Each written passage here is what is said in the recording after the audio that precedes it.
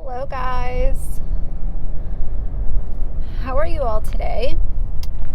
I'm gonna hope that I beat this thunderstorm that's supposed to be coming. We're supposed to be getting a lot of the kind of aftermath from Ida, and I thought it was gonna happen yesterday.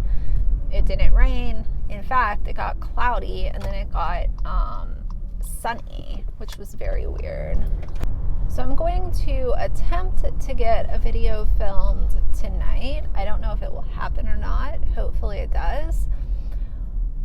But I wanted to talk to you guys because, you know, sometimes I'll think of videos and I'll write them down. Like I'm good about writing ideas down and all that kind of stuff. But then other things will come up and I'll film those instead. And then my idea just goes to the back burner. So I hadn't looked in a few days at the lists that I keep, and I ended up looking at it today, and I completely forgot to talk to you guys about Critical K being gone. So I'm pretty sure it's still active because YouTube terminated her channel, and that is a really big deal. You know, a few months ago, I kind of shared my overall thoughts on Critical K. It wasn't anything super specific because I had not studied her content thoroughly, but based on what I did know and what I had seen, I shared my overall opinion about her. And so many of you guys said, you know, you kind of had the same idea about her, and she's toxic, problematic, she's known to dump people, since people, allegedly, but you know, there's stuff out there that shows it. You know, I talk so much about YouTubers, and that has to be one of the, let's just take Critical K and her toxicity out of the equation for a second. If you're talking about a YouTuber who has a platform and whatever it is that they're talking about, they start to get subscribers and stuff, and then they show their ass and they get their channel taken away. Now, I really don't want to discount the frustration that she must be feeling, but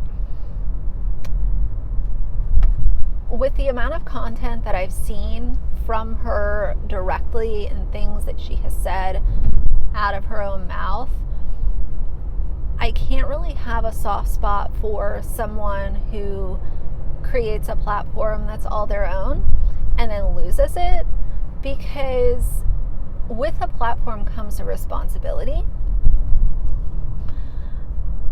And I think that having a YouTube audience it's a privilege that, in my opinion, not everybody deserves.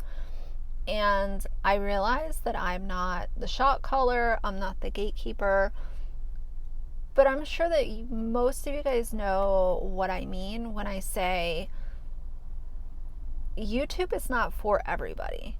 And there are rules that you have to follow and terms of service that you have to abide by in order to have your platform and not have it taken away.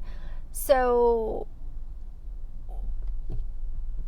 there are a few YouTubers where I look at it and I'm like, if the platform was removed, I cannot necessarily say that I would feel frustration for them losing their platform. Just because if you're going to be given a platform and then throw it in the trash or act like a complete fool, that's a risk that you're taking by doing those things on your platform. I did completely forget to talk to you guys about that. I'm sure that any one of my subscribers who is aware of Critical K knows that her channel is gone. By now, it's not new news at all. I think this happened maybe 10 days ago. I don't think it's been quite 2 weeks, but it happened at least a week ago and then some. So anyway, I don't think that she will have another channel. The thing with YouTube is that specifically, and this happened with I'm J Station too. So I'm J Station's YouTube channel got terminated. So unless he comes back and doesn't show his face and wants to just do voiceovers and has his AdSense tied to another tax ID number like an LLC, then he could possibly like trick the system. But then you get into ban evading, and if someone were to find out that it was him doing these voiceovers and could prove it somehow, then that could also end up being a problem for him. So I don't think that we'll see Critical K with another channel, and I don't know what the final thing that sealed the deal for her was, but it probably had something to do with possibly her doxing this. She doxed this one guy, and I don't know the whole story, so I don't want to go into details, but a few weeks ago I did see that she had doxed someone. So it could have had something to do with that. I'm not sure. But she's done that to people in the past and hasn't gotten her channel taken away. So I don't know. I don't know what is going on with this weather. So my video that I did on Colin Savla-Brandt is doing really well. So thank you guys if you watched that video, if you commented, if you liked it. That helps get it into the algorithm. It was not monetized for obvious reasons. You know, monetizing videos also helps it get into the algorithm, but there's also certain situations where you shouldn't or you can't monetize content, and that was definitely a video that should not have been monetized. So that kind of, bumps it down a little bit. But with you guys watching it and leaving a comment, that helps in a big way to push it out to the algorithm.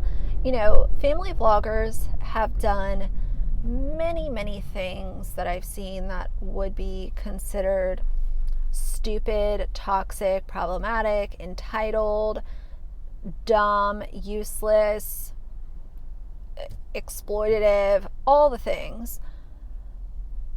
But I must say that what they did with that child in cancer has to be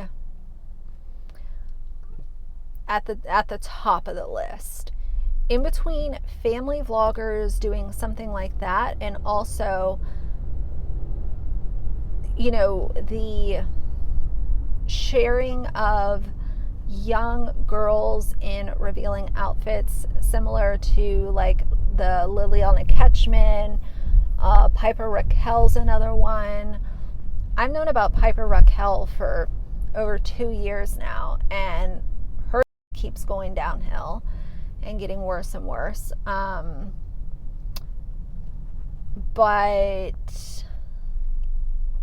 then along with, it's not just family vloggers, but I see a lot of times putting pets down and making that content. That's not content. Why are we here? Why are we doing this? That's kind of one of those situations too. So there's a few things at the top of the list, but I have to say I believe that Colin Sav with this scenario probably hold the top spot for douchebags. And to think that you are so self-righteous that you need to go pray over people so that you can make it content? No. Nope, we're not going to do that. But anyway, guys, this is going to be a quick little upload. I'm not going to make this video really long because I did almost an hour-long car chats yesterday and kind of took you guys through the whole day with me. So I want to make this one kind of short, and I'm going to make my way home, make some dinner, and hopefully be able to get at least one video filmed for you guys for tomorrow. So either way, yeah. But I wanted to share my thoughts. What do you guys think about Critical K being gone? Do you think it was deserved? Do you know exactly what it was for? Does anyone know that solid answer? If you do, let me know. Do you think that she should have been given a slap on the wrist? Do you think it was too harsh? Do you think that it was exactly what she deserved? Do you think that it was just the karma train coming around? Always tell me what you guys think, but either way, for now, if you like the video, please leave a like and a comment, and if you'd like to see more from me in the future, please subscribe. I'll see you guys soon. Bye.